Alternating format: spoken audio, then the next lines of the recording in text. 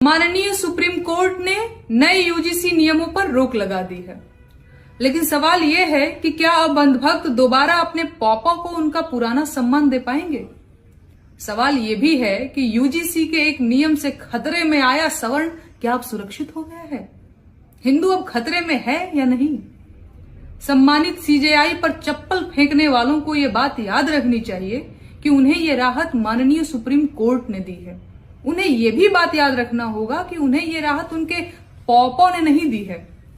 लेकिन अब समय आ गया है जब देश के हर नागरिक को भाजपा और उसकी राजनीति को समझना होगा। बांटो और राज करो का जो खेल अंग्रेजों ने भारत में शुरू किया था, आजाद भारत में वही खेल भाजपा खेल रही है और अपने ही देश के नागरिकों को आपस में लड़वा रही है। कभी धर्म के नाम पर, कभी जाति के नाम पर, सभी उलझे हुए हैं और वो इस कदर उलझे हुए हैं कि उनके सबसे अहम मुद्दे भी किनारे लग गए हैं। अब कोई गिरते रुपए का हाल नहीं पूछ रहा। अस्पतालों में बिना इलाज मरते मरीजों पर किसी को दया नहीं आ रही।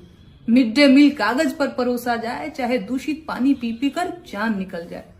सोसाइटी पर खाद मिले या न मिले, फसल का दाम पाताल में चला जाए, पुल रहे चाहे बह जाए, सड़क रहे चाहे धंस जाए, कोई फर्क नहीं पड़ता।